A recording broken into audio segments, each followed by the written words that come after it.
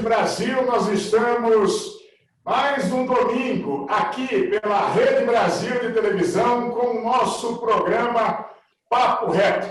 A cada semana a nossa audiência vai aumentando e justamente pela qualidade das personalidades que nós convidamos e entrevistamos. E hoje é um motivo de orgulho e de emoção para mim, de poder receber no nosso Papo Reto um dos brasileiros mais ilustres, um dos ícones como operadores do direito brasileiro, com a sua biografia irretocável, com mais de 60 anos de discussão, de estudos e de relevância no direito brasileiro e na sociedade brasileira. É com muita satisfação que nós recebemos hoje o Dr. Ives Ganda Martins, e justamente para conversarmos sobre o assunto do momento. E é um tema que ele domina mais do que ninguém. Conhece profundamente a nossa Constituição, é um especialista inigualável quando se fala em relação ao direito tributário. Aliás, eu ganhei dele a última edição com os 2 tomos do Código Tributário Nacional, interpretado por ele. Doutor Ives Ganda, o Brasil quer solução na área tributária. Eu tenho visto o senhor se manifestando a respeito disso, também que o senhor se manifestando que, junto com a reforma tributária, é fundamental se fazer uma revisão do tamanho, da estrutura do Estado brasileiro, uma necessária reforma administrativa. Como é que o senhor está vendo o cenário nacional e qual é o seu sentimento de que possa avançar, finalmente, a reforma tributária e, se possível, uma reforma administrativa? Meu caro senador Olímpio, para mim é um privilégio de estar aqui no seu programa. Sabe perfeitamente da admiração que sempre tive pelo amigo. Tivemos outros contatos, inclusive no Tribunal de Justiça de São Paulo, quando se comemorava uma das efemérides, 9 de julho, num dos aniversários de 9 de julho, e acompanhei sempre sua carreira. De tal forma que é um prazer e um privilégio estar aqui comigo. Por outro lado, em nível de reforma tributária, senador, eu acompanhei todas as reformas tributárias de expressão do Brasil desde a emenda número 18. Eu diria até antes. Eu comecei a trabalhar no direito tributário em 1958 e convivi com os verdadeiros pais do direito tributário brasileiro, que eram juristas de escola, verdadeiros humanistas, Rubens Gomes de Souza, Gilberto de Loacanto, Alcide Jorge Costa, Leomar Baleeiro e Carlos da Rocha Guimarães, Gerson Augusto da Silva, que conformaram, o Brasil vinha de legislações esparsas das entidades federativas, um verdadeiro sistema, primeiro com a emenda número 18, segundo, logo em seguida, a emenda de 1965, com o Código Tributário em 66 e a Constituição de 67, tornando o Código Tributário com eficácia de lei complementar. Se nós analisarmos o sistema que ainda temos, o senador, é o sistema idealizado por esses pais do direito tributário.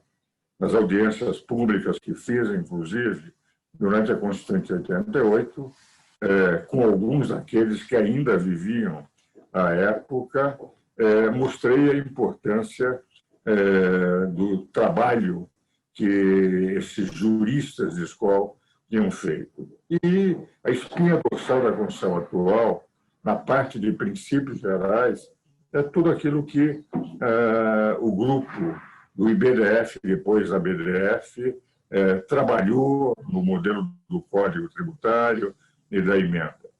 É evidente que, quando foi introduzido o ICM, o IPI, substituindo o Imposto de Consumo, o Imposto sobre Venda nessas considerações 67, se travou diversas discussões no Supremo, e essas discussões levaram,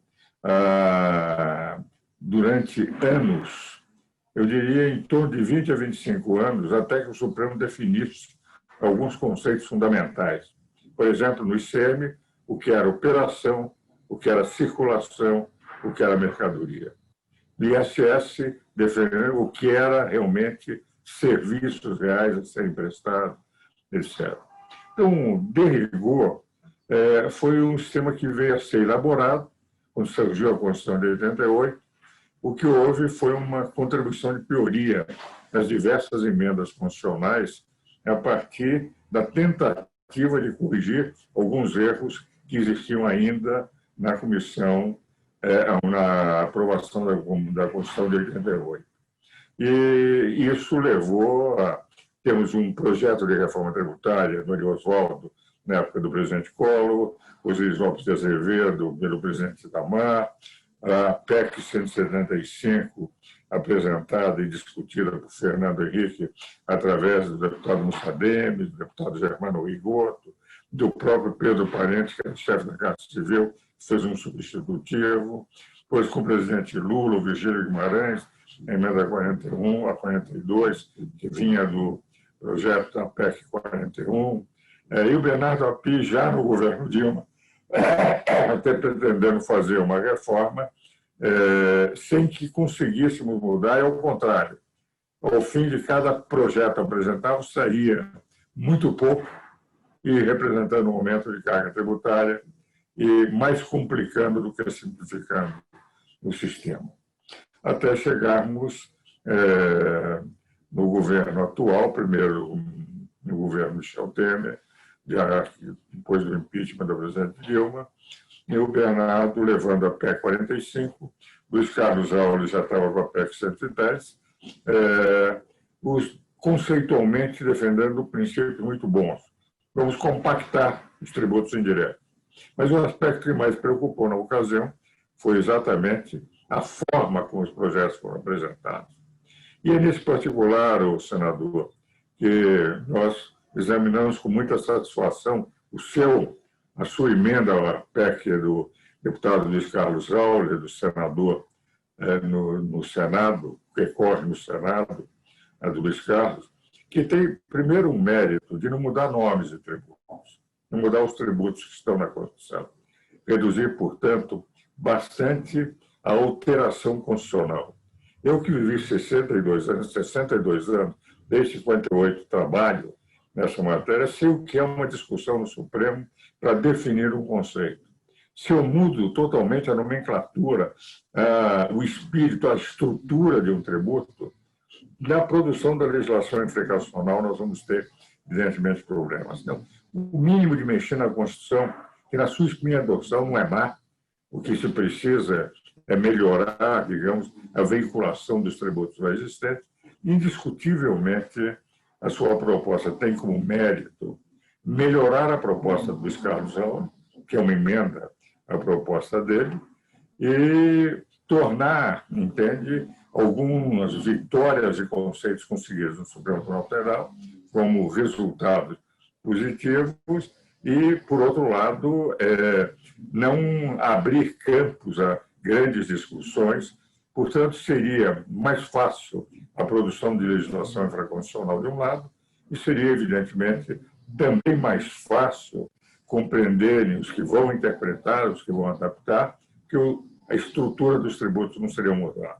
É por essa razão que, discutindo todas essas emendas com todos eles durante todos esses anos, eu tenho a impressão que, com ajustes, também nós temos algumas sugestões que fizemos, aliás, através da FEComércio, que apoia a espinha dorsal a sua proposta, nós consideramos que é aquela que nós devemos trabalhar para ver se temos uma reforma que possa ser adaptável sem representar aumento de carga tributária, não só do peso dos tributos, mas a carga tributária administrativa de como escriturar, de como conformar, de como entender a legislação.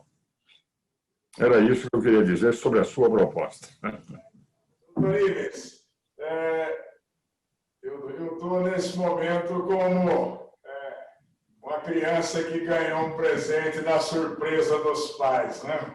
Primeiro, que só ter a nossa proposta, que ela não foi concebida por mim, foi por uma série de profissionais que já operam como auditores nos planos municipais, estaduais e da União, e depois com advogados da ABAT, da Associação Brasileira dos Advogados Tributaristas e vários outros segmentos que acabaram chegando nessa proposta chamada de Simplifica Já, e até para dizer para a população, e tentar levar uma mensagem realmente de otimização, de simplificação.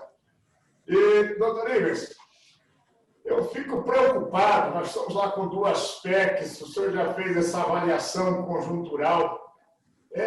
Em ambas, nós temos períodos de transição.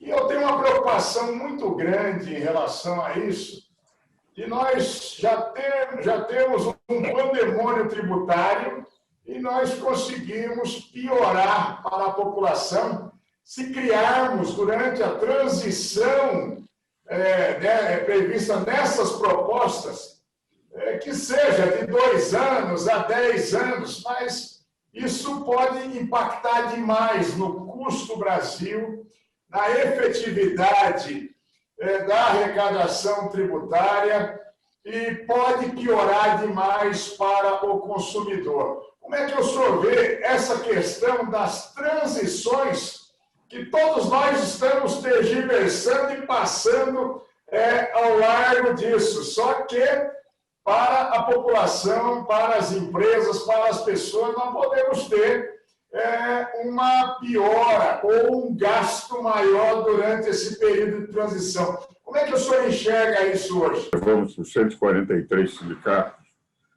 que compõem a FEComércio do Estado de São Paulo, que representa, senador, de rigor, 40% de toda a área de comércio e serviços do Brasil, que a FEComércio de São Paulo é 40% do tamanho de todas as FEComércios de todos os estados do Brasil. Então, é uma ponderação importante aquilo que se está fazendo e que se fez. Até porque também um dos que colaboraram na sua proposta é nosso conselheiro, o Raul, da Associação Brasileira de Administração Tributária, que é um belíssimo tributarista. O que nós vemos de melhor na proposta também, nesse particular, é que a transição dentro de um sistema simplificador para um sistema simplificador do sistema atual não poderia haver a modificação da estrutura dos tributos. Porque se nós tivéssemos, não mantendo o ISS, não mantendo o ICM, criando um novo imposto, o IBS, como é a proposta do Bernardo Api, ao criar um novo imposto, o IBS, mas manter o sistema anterior simultaneamente, eu vou ter efetivamente um acréscimo de problemas.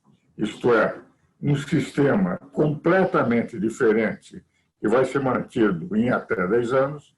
Do outro lado, o novo sistema, vale dizer, eu vou complicar com 2 sistemas diametralmente diferentes o sistema tributário brasileiro. A sua proposta é evidente, há um período de transição, mas os tributos são os mesmos. Quer dizer, o que se vai mudar na prática digamos, a técnica de cobrança e simplificando um novo sistema, permitindo que o outro desemboque nesse, mas é do mesmo tributo. O senhor conserva o ISS e o senhor conserva o ICMS. O que vale dizer, nós não temos que começar a rediscutir aquilo que levou 25 anos para o Supremo definir o que é operação, o que é circulação, o que é mercadoria, o que é serviço. Vale dizer, essa parte o senhor já entra consolidada, uma jurisprudência com entendimento. O que nós estamos trabalhando, como vai se aplicar a partir dos novos critérios na legislação infraconstitucional, já definido alguns conceitos fundamentais do tributo. Eu acreditaria que aquela proposta que foi do Senado Federal, que nós trabalhamos, aquela comissão que o Sarney denominou de notáveis, em que eu participáramos, 13, Bernardo Apim, Nelson Jobim, o Luiz Roberto Barroso, o Paulo de Barros Carvalho, o Gerardo Maciel, no sistema de destino, que é o que nós desejamos, é aquilo que nós achamos fundamental, que vai levar um tempo para ser definido, mas, de qualquer forma, quando fosse adotado, ter pelo menos uma base para não desincentivar o Estado, que tem que fazer a fiscalização em nome do outro, ter nós tínhamos colocado sempre um tributo mínimo garantido, mínimo não, único garantido, de 4% do Estado arrecadador que tem que mandar o tributo. Enfim, são sugestões mais marginais, periféricas, da estrutura que nós concordamos. Nós vamos para um rápido intervalo e já voltamos, gente. Vocês estão vendo, aqui o papo é reto, sem mimimi. Hoje, com essa sumidade do direito brasileiro, esse grande patriota Ives Gandara Martins. Um instante, já voltamos.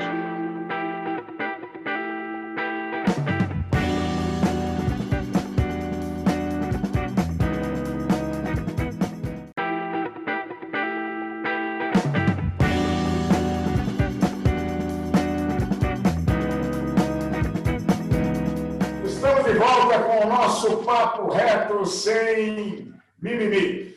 Doutor Ives, eu tenho visto manifestações do senhor, da FEComércio, em relação a estimular, e isso é muito próprio, que, paralelamente a discussões tributárias, ou seja, com os processos de como otimizar a arrecadação, também o governo brasileiro tome um direcionamento no sentido da diminuição dos gastos públicos e com uma reforma administrativa. Como é que o senhor está sentindo esse momento? O senhor acha que as discussões são pertinentes de estarem caminhando em paralelo? E qual é a expectativa do senhor para isso? Tenho a impressão que é um problema bastante delicado, mas necessário de ser discutido. Eu tenho a impressão que o que se apresentou até agora foi muito tímido, senador. O senhor vê o seguinte, no cálculo da OCDE, mesmo de cálculo de instituições aqui, nós temos que o custo da mão de obra do serviço público está em torno de 10%, 10,2% no mundo inteiro, a média da OCDE, dos países desenvolvidos. Nós estamos, conforme o Instituto, de 13,1% a 13,2%. Vale dizer, nós gastamos 3% do PIB, é uma monumentalidade. Por exemplo, desesperados, preocupados no Brasil, que é possível que nós tenhamos uma queda pouco superior, fala-se entre 5% a 6,5% do PIB. É uma monumentalidade, 5% de um PIB como é o do Brasil, que é o 10º PIB do mundo. Agora, quando você fala que a diferença entre a média dos países desenvolvidos e a nossa é de 3 e pouco por cento, significa que nós pagamos muito. Eu vou lhe contar um exemplo. O ministro da Suprema Corte, o juiz da Suprema Corte americana, Anthony Kennedy, recém-aposentado, quando foi promulgada a Constituição brasileira, esteve aqui no Brasil. E, como ele era constitucionalista, o consulado americano pediu se eu poderia convidar alguns constitucionalistas brasileiros que tinham participado do processo constituinte, foi em 89, e ele, para oferecer um jantar para ele discutir conosco, porque ele tinha estudado o texto da Constituição brasileira. Eu ofereci o jantar a ele, chamei o Manuel Gonçalves Ferreira Filho, Zé Afonso da Silva, Celso Bastos, enfim, e eu estava presente, o Paulo Beck, e fizemos, o Paulo não era constitucionalista, mas era o homem presidente da Lume. O resultado, discutimos, ele chega para mim e diz num determinado momento: professor, eu não entendo, eu recém-empossado na Suprema Corte Americana, eu vou dirigindo meu carro para a Suprema Corte. Só o presidente da Suprema Corte é que tem carro oficial, porque nós não gastamos. E a primeira coisa que aconselhou o presidente da Suprema Corte foi o seguinte: não tenha carro último tipo, seus vizinhos podem pensar mal. Nós que estamos lá. Pois bem, quando eu cheguei aqui, fui à Suprema Corte Brasileira e vi todos, cada um com o seu carro oficial, eu disse: como é que o Estado vai suportar isso? Entende? E o resultado deu também uma diferença para a Corte Americana de sede entre 80, 90, 100, 200 processos por ano. A nossa tem uma enormidade, por isso tem que ter também um grupo enorme de assessores, etc. Mas o certo é que ele estava preocupado com os custos paralelos de serviços que o Estado brasileiro pagava. Eu disse: olha, o que acontece é o seguinte: aqui no Brasil, não só os ministros, mas os desembargadores, etc. Quando eu contei, ele ficou espantado. Ele já tinha ficado espantado ao passar por Brasília. Anthony Kennedy, juiz da Suprema Corte Americana.